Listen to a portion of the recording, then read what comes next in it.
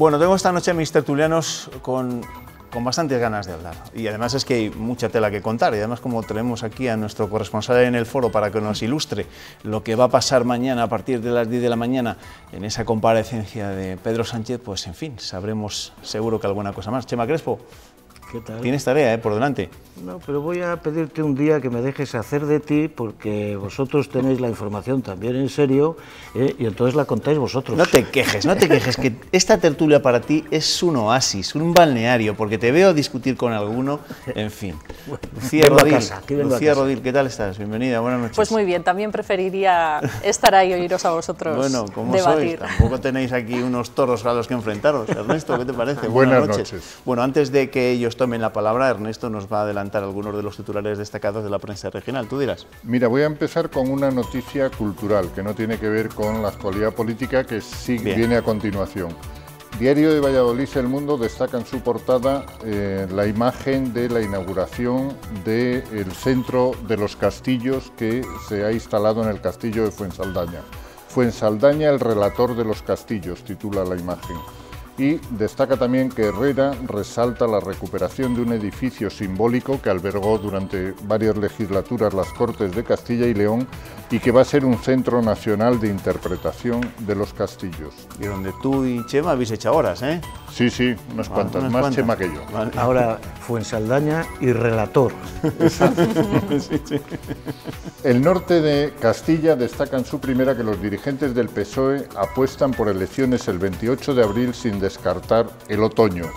Y señala también que Casado presiona a Ciudadanos para que aclare si pactará con los socialistas y que los socialistas de Zamora y de Soria prefieren que las elecciones sean después del verano.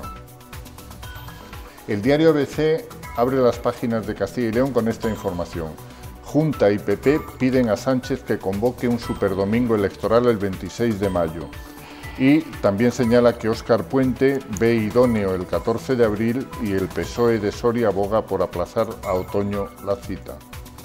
Diario de León destaca en su primera las dudas sobre las pensiones que no animan a los planes en León. Solo el 20% de los leoneses apuesta por el ahorro privado para la jubilación. Y Diario Palentino destaca en su primera una imagen del centro de Palencia con una casa en derribo y señala cómo el plan especial aprobado está activando con varias obras el centro de Palencia. Y por último, el diario La Razón destaca en las páginas de Castilla y León que la Junta considera una buena noticia para la región que no haya presupuestos. La consejera portavoz argumenta que de esta manera Castilla y León evitará endeudarse más. Gracias, Ernesto. El primer asunto que vamos a tratar en la tertulia va a ser, como no, el posible adelanto electoral, pero para ir entrando en materia quiero que escuchen a la ministra de Justicia en la cadena SER. Esta mañana Dolores Delgado se ha inventado un nuevo término para denominar a los partidos de centro-derecha. Ha faltado quizá pedagogía, ha faltado a lo mejor explicación de qué se pretendía o qué se estaba haciendo, o ha habido un exceso de manipulación por parte de la derecha trifálica. ¿Se refiere a la nueva derecha como la derecha trifálica? Bueno, hay mucha... señora, bueno, hay mucha testosterona, había el otro día en esa fotografía de la Plaza de Colón. La derecha trifálica. ¿Este va a ser el nivel que nos espera, Chema? Pues no lo sé, ¿no? No parece que sea... hombre, que había exceso de testosterona en Colón y mucho pecho lata allí, exhibiendo los símbolos nacionales que nos pertenecen a todos como si fueran de su propiedad, es bastante evidente, ¿no? Y que una parte del discurso de la derecha es el sí, porque yo lo digo y porque yo lo valgo también. Pero bueno, luego esta expresión no sé si fue consciente o inconsciente, si no fue consciente fue un problema freudiano, y si fue consciente pues dice que ya era en un tono relajado y tal, ¿no? Lucía, ¿esto es más problema de políticos lenguaraces o de periodistas que buscamos enseguida la carnaza? Hombre, yo soy bastante crítica con la celebración que solemos hacer también los periodistas de cada hallazgo léxico que alumbran los políticos de una forma pretendidamente patante. O sea, parece que ensayan en su casa por la noche cuál es el término que van a decir al día siguiente, las frasecitas, pero también los periodistas estamos entrando al trapo a eso, pues encantados. Hoy, de hecho, ha habido otro desliz también de Irene Montero, que ese sí que parece que no fue deliberado. ¿Perdón? Irene Lozano. De Irene Lozano, sí. Me he confundido, perdón. Que rectificó, corrigió de alguna manera, pero que estamos convirtiendo en titular todas estas cosas. En cualquier caso, a mí la palabra me parece tremendísimamente desafortunada, y más cuando están con el debate de género pues constantemente... No, pero también es cierto que igual el debate de género, y es verdad, va a formar parte de la campaña que se avecina, ¿no? Sí, pero quiero decir que en un ambiente distendido podemos comentar que hay exceso de testosterona, pero no podemos decir que hay exceso de progesterona. A mí por eso me parece, sin hacer tremendismo, me parece más grave el lapsus de Irene Lozano que el palabro que se ha sacado la ministra, ¿no? Porque efectivamente yo creo que la violación o los abusos sexuales, etcétera, esos son de una extrema gravedad, eso es violencia de género pura y dura, y nos queda mucho trabajo por delante, y entonces ese símil que buscó ella en relación con el referéndum ilegal de Cataluña, pues eso me parece todavía más desafortunado que la palabrita, vamos. Ya.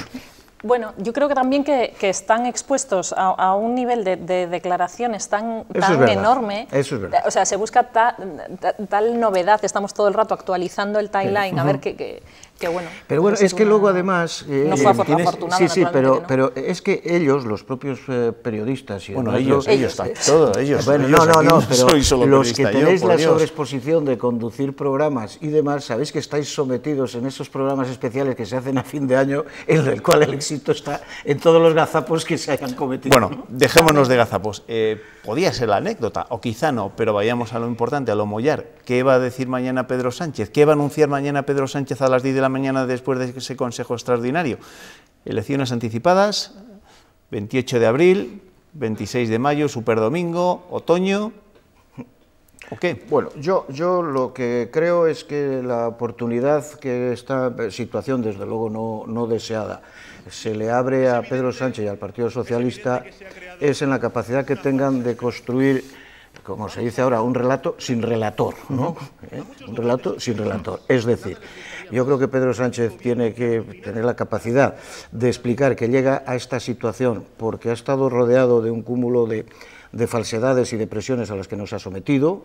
La derecha no asumió la moción de censura y desde el minuto cero, pues desde declararle ilegal, ilegítimo, ocupa, no sé cuántas cosas más, acabarle llamando traidor, felón, inútil, incapaz, con la derecha no ha podido contar en ningún momento, y luego los nacionalistas, a los cuales ha tenido una política de mano tendida para tratar de ayudar a resolver un problema objetivo que tiene nuestro país y que desde luego no se ha cedido en nada porque el juicio del que tanto se hablaba ahí se está celebrando y por lo tanto no ha habido injerencias en el Poder Judicial, y de autodeterminación, pues también se ha dicho que el Gobierno de España con el Partido Socialista y con el presidente Sánchez, lo que no cabe en la Constitución no existe. Si es capaz de aguantar con convicción, ¿no?, y debidamente acompañado por su partido, tiene una oportunidad. En cualquier caso, al haberse quedado sin el instrumento real que son los presupuestos, está abocado a anunciar una fecha de elecciones que deberán ser a lo largo de este año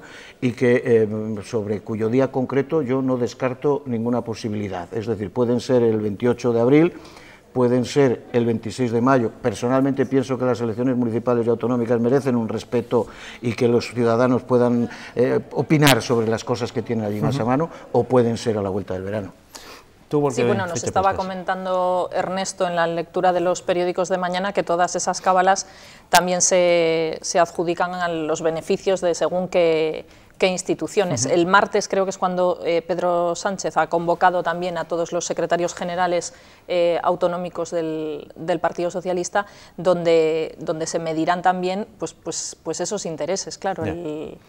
No, la reunión son las dos fases, ¿no? Yo creo que él ha dedicado estas 48 horas pues para hablar con los representantes institucionales porque se ven afectados, ¿no?, en respecto de la convocatoria, y a partir de ahí las reuniones orgánicas ya entrarían de lleno en la planificación de las respectivas campañas o de la única campaña. Ernesto, dime tú alguna fecha, que veo aquí los compañeros que no se mojan. ¿Tú sí que te mojas en alguna en concreto? Pues mira, yo creo que para no interferir al resto de elecciones que tienen ya una fecha fija en mayo, para no interferir en esa campaña que ya está en marcha autonómica, municipal, lo más saludable sería que se pospusieran al otoño. Pero al otoño sería muy complicado, dicen, ¿no? que sin los apoyos Bueno, hay un asunto... Por eso hablaba de la capacidad, la fuerza, la voluntad, la energía que tenga de construir el relato de por qué hasta otoño, qué quiero hacer, qué voy a presentar, qué voy a decir y qué tengo que ofrecer, ¿no? Sí. Hay un asunto que yo considero que no es menor. Evidentemente, que estaría de plena actualidad durante una campaña electoral, es decir, durante un momento en el que el Estado estaría paralizado, estaría centrado en unas elecciones generales, y es que se está celebrando un juicio trascendental para el futuro de nuestro país, y eso no es moco de pavo, ¿no? No, y yo, además... Porque de hecho alguien le había llegado a plantear incluso al juez Manuel Marchena la posibilidad de que el juicio se paralizara durante esa época de la campaña. No, de sobra sabes, Juanma, porque, pues, en fin, humildemente lo que ha sido mi argumentación en relación con este asunto, que ojalá no hubiéramos llegado a esta situación. Que el problema político que sigue, que va a seguir existiendo en Cataluña, las soluciones judiciales pues no van a contribuir a resolverlo, pero planteada la situación, el Estado de Derecho está funcionando. A mí me parece que el ejercicio que está haciendo... Luego vamos al juicio más, pero yo te preguntaba eso más en concreto, si no puede llevar eso a Pedro Sánchez a decir no, hasta el verano, hasta después de verano. Si lo dice, no debiera decirlo. Yo sé que en otras ocasiones se han paralizado juicios porque había convocatorias autonómicas o se han ralentizado y tal. El juicio debe seguir al ritmo que la Sala del Tribunal Supremo y su presidente estimen oportuno, independientemente de los avatares políticos que este país tenga que seguir atravesando. El resto sería una concesión que yo no veo. Bueno, pues del juicio vamos a hablar luego más detenidamente. Antes vamos a quedarnos también un poco con la política, aunque sea con la política más cercana, porque esta tarde el eurodiputado del Partido Popular, Agustín Díaz de Mera, era despedido de la función pública en un acto celebrado en Ávila, arropado por Juan Vicente Herrera, Alfonso Fernández Mañueco, Esteban González Pons o Ángela Cebes. El político abulense dice adiós a 31 años de vida política, un acto en el que también ha estado presente su familia y 14 eurodiputados del Grupo Popular. Estos últimos 15 años, en todo lo que ha necesitado, que ha sido mucho y debería haber sido más, y lo es todavía en estos momentos, una comunidad como es la nuestra tierra en Bruselas, ha tenido en él el primer valedor, haya estado siempre abriéndonos las puertas, preparándonos la recepción, preparándonos las reuniones. Bueno, pues ha sido un día bastante intenso para Juan Vicente Herrera. Lo hemos visto en Ávila, en ese acto de despedida de Agustín Díaz de Mera, y después le veremos también en esa inauguración del Castillo de Fonsaldaña con su nueva misión, la de Centro de Interpretación de los Castillos de Valladolid. Y nos vamos ya al juicio, porque habrá mucha tela que cortar, por supuesto. El tercer día del juicio a los cabecillas del proceso era de los más esperados, porque era el turno de Oriol Junqueras. El exvicepresidente de la Generalitat solo ha respondido a las preguntas de su abogado. Además de considerarse un preso político, nos ha dejado frases para enmarcar, entre ellas una en la que declara su amor por España. En la sesión de hoy también ha declarado el exconseller de Interior, Joaquín Forn, que sí ha respondido a la acusación y ha negado haber dado órdenes políticas a los Mossos. Durante algo más de hora y media, el ex vicepresidente de la Generalitat, Señor Junqueras, ha respondido únicamente a su defensa con este argumento. Se me acusa por mis ideas y no por mis hechos. Ha comenzado su interrogatorio. Me considero un preso político. Oriol Junqueras, acusado de rebelión por la Fiscalía y de sedición por la Abogacía del Estado, no cree que haya hecho nada ilegal. Trabajar para la independencia de Cataluña de forma pacífica no es delito. Nada de lo que hemos hecho es delito. Nada. Y en cuanto al 1 de octubre... Votar no es un delito. En cambio, impedirlo por la fuerza, sí. Porque según Junqueras, ese día los independentistas actuaron pacíficamente, mientras que Policía Nacional y Guardia Civil lo hicieron con una violencia injustificada, innecesaria. Además de negar el uso de fondos públicos el 1 de octubre, el ex vicepresidente catalán, que no ha respondido a las acusaciones, se ha referido así a España. Que amo a España y que amo a las gentes de España y a la lengua y a la cultura española. Lo he dicho muchas veces. Después de Junqueras, el exconsejero de Interior de la Generalitat ha respondido a todas las partes y ha acusado a la Fiscalía de construir unos relatos bueno, que son un poco peliculeros. De él dependían los Mossos, de los que ha dicho que ningún acto de los Mossos d'Esquadra fue contrario a la Constitución. Y además ha defendido su independencia. Nunca recibieron órdenes políticas. La siguiente sesión de este juicio será ya el próximo martes. Hace unos días decía Carles Puigdemont que este juicio va a ser un test de estrés para la democracia española. Para la democracia española creo que no, pero para la justicia española evidentemente sí, ¿no? Porque es uno de los juicios más importantes de nuestra democracia. ¿Cómo habéis visto la sesión de hoy? ¿Qué os ha parecido sobre todo la intervención de Oriol Junqueras, que al final era la que más estábamos esperando? Bueno, el análisis del meeting que ha dado Junqueras, que se califica mucho como meeting, se relaciona también mucho con el Día de los Enamorados, que se ha celebrado hoy, porque ha sido bastante convincente, yo creo, según la opinión de muchos compañeros también, en lo que ha contado. La frase, claro, el titular de Amo a España. Luego, en realidad, el contenido jurídico que realmente compete al tribunal, pues ha sido poco, o sea, ha sido gran parte de un discurso político que podría también... Sí. Su abogado, al final, en el primer día del proceso, también lo que hizo fue, más que por hablar de cuestiones técnicas, habló claramente de cuestiones que tienen que ver más con la política. ¿Cómo has visto a Junqueras? Es que yo creo que entre todos estamos definiendo lo que es el gran debate o el gran conflicto o el gran esclarecimiento que se busca en este juicio, ¿no? Oiga, yo he sido perseguido por una manera de pensar o yo he sido perseguido por una manera de obrar. Yo creo que los argumentos del fiscal Zaragoza ayer, ¿no?, en el sentido de que aquí no se juzgan ideas, de hecho allí está el señor Torra que tiene la misma idea que ustedes, sino se juzgan si para la consecución de esas ideas ustedes utilizaron procedimientos que vulneraron la ley. Cada uno de ellos parece que una estrategia judicial, pero yo creo que son absolutamente complementarias. Creo que el señor Junqueras renunció a la defensa jurídica puntual de todas y cada una de sus actuaciones, porque él se considera un preso político, un preso de conciencia, y que por lo tanto él considera que está siendo juzgado ahí por defender un ideario político.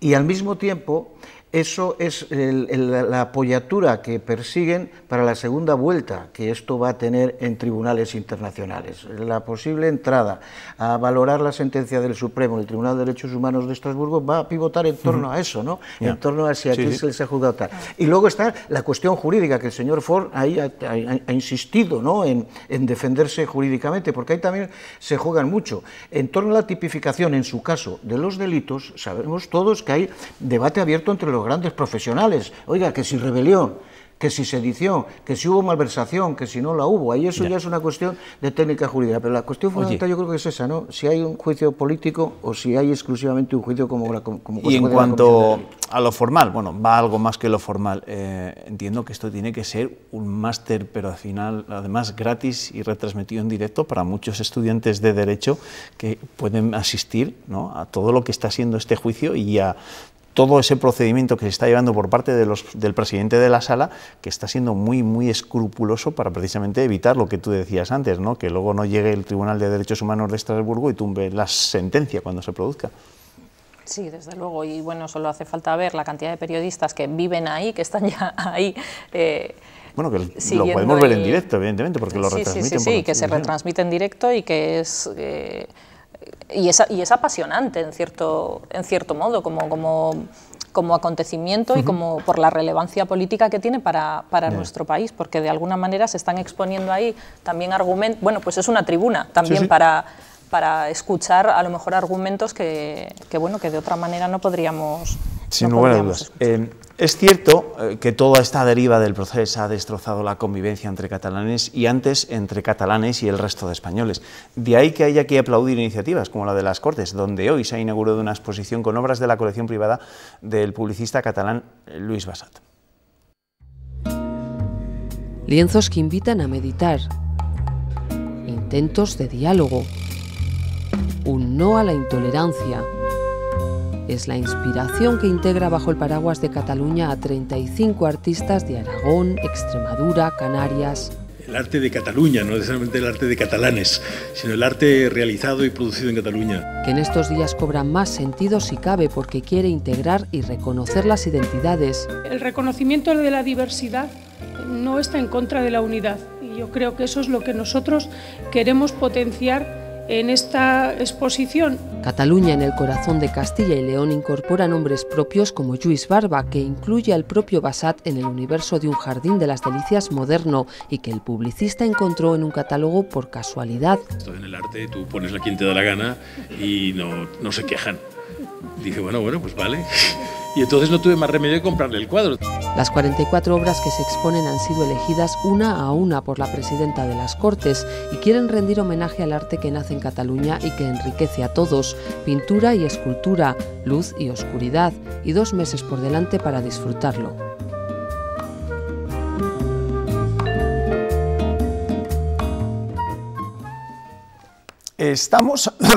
Me quedo sin voz. Estamos a semanas de nuestro 10º aniversario y aprovechando la efeméride, Castilla y León Televisión ha celebrado diferentes foros de debate en los que se han analizado cuestiones relevantes para nuestra comunidad. El foro de hoy estaba centrado en la educación y en las necesidades del sistema para intentar seguir mejorando. Que Castilla y León tiene en la actualidad una de las mejores educaciones no lo discute nadie, pero ahora hay que dar un paso más adelante y poner sobre la mesa los retos de futuro. Un grupo de expertos lo ha hecho en este marco de Horizonte. Recuperar el prestigio de los docentes, yo creo que es algo muy importante. Tenemos docentes que trabajan muy bien, que están haciendo una labor excelente. Por ejemplo, el que las chicas estudien opciones científico-tecnológicas y que haya un equilibrio también en la formación profesional de chicos y chicas. Otro de los retos pasa por que los alumnos apuesten por carreras de matemáticas, ingenierías o nuevas tecnologías. Para poder aprovechar también las oportunidades que va a ofrecer la cuarta revolución industrial, que está ofreciendo ya y va a ofrecer más en el futuro, y en ese contexto ese déficit es importante, porque si no hay vocaciones estén suficientes en los chicos, no vamos a poder aprovechar esas oportunidades. Y adaptar la educación a los nuevos tiempos es fundamental. Nuevas metodologías activas, modernización de los sistemas de enseñanza-aprendizaje, empoderar a las familias, implicarlas más. Así se ha puesto de manifiesto en este proyecto Horizonte, el 10º que organiza Castilla y León Televisión y que ha analizado el presente y el futuro de la educación. Bueno, pues de la educación, y teniendo a quien más sabe de educación en esta mesa, pues algo tendrá que decir. ¿Qué hacemos para mejorar el sistema? Lucía. No, bueno, yo porque o para mantener el nivel, Porque me encargo de los temas educativos, nos encargamos unos cuantos compañeros. Yo, en primer lugar, quiero destacar el valor que tienen estos programas que hacemos, que son de verdadero análisis, en los que se profundiza y se hace de verdad con mucho rigor. Se cuenta con profesionales que hacen unos exámenes muy interesantes y muy provocadores también a la situación actual de algunos temas de Castilla y León. En este caso, en la educación, bueno, han salido varios temas interesantes, el reto de la EBAU única, a la que, apoyada por el conferenciante, que por cierto es el presidente del Consejo Escolar del Estado, que no es cualquier cosa. Eso es un tema que, por ejemplo, no se ha llegado a tratar a nivel nacional por parte del Ministerio en estos meses.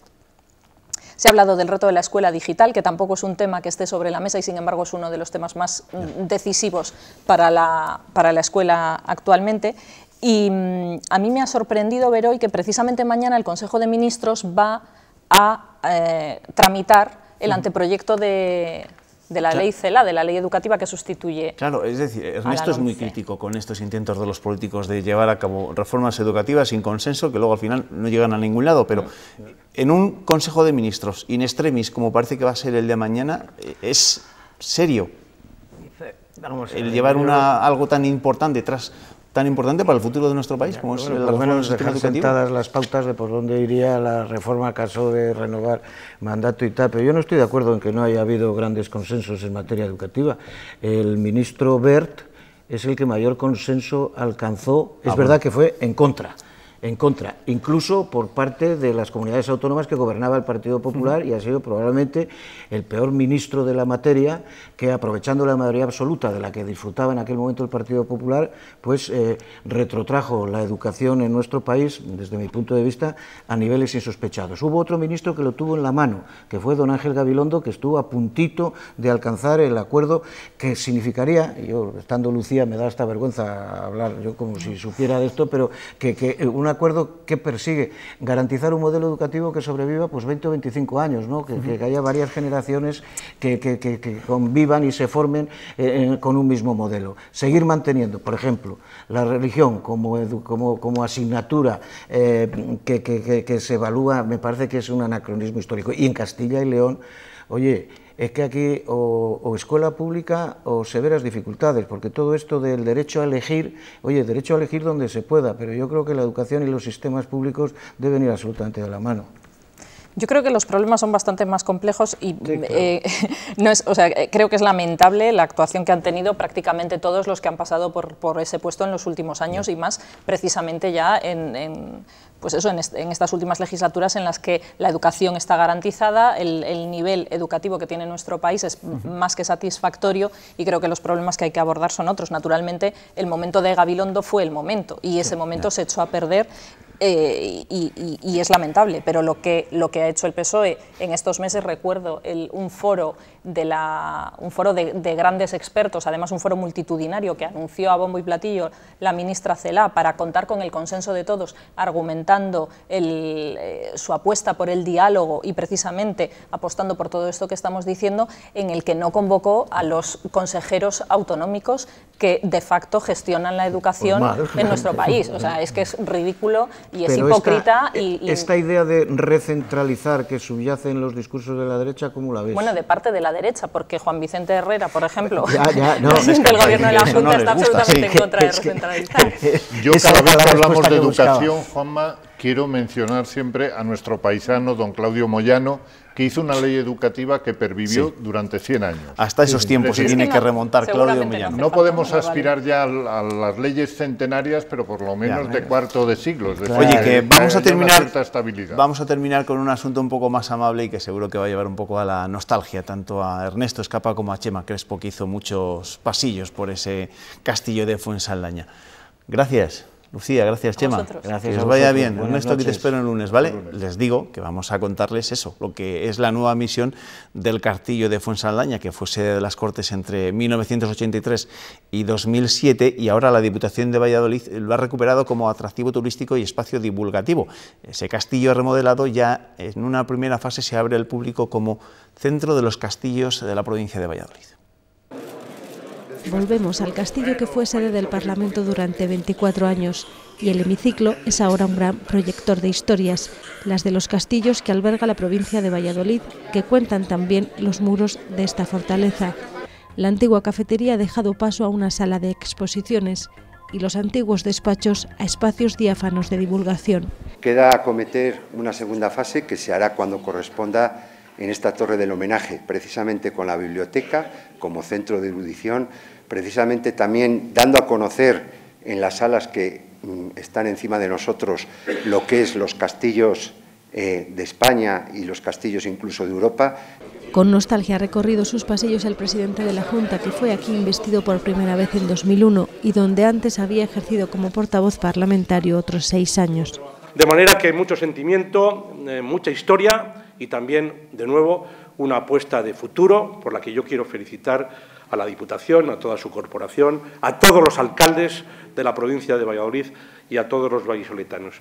Así se construye también futuro, así lo hemos entendido siempre. Castilla y León cuenta con 500 castillos, eso sí, no todos con el mismo grado de conservación. Un día entrañable, no solo para los políticos, sino también para los periodistas, que echaron muchas horas en ese castillo de Fuensaldaña cuando era sede de las Cortes. Abrimos ahora la comunicación de cada jueves con la Estación Espacial Interprovincial Estrella Mudéjar. ¿Me escucha, Mayora Butardigán? Qué hermosa está la noche y qué fría la estación. Se ven tantas estrellas como en Castilla y León. Vaya, dígame, ¿es verdad que desde la órbita se ve la muralla china?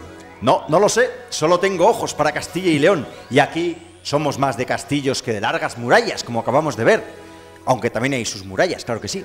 De todo esto digo yo que se hablará en este flamante centro de interpretación de las fortalezas que va a acoger el castillo de Fuensaldaña.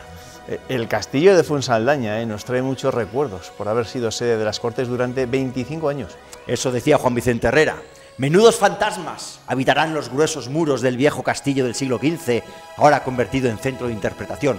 Empieza a hacernos falta un centro de interpretación de los centros de interpretación.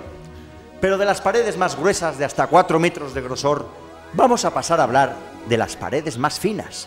Las paredes de las 60 chabolas que según la Junta todavía hay en la región, distribuidas en alrededor de 15 poblados en 6 de las 9 provincias.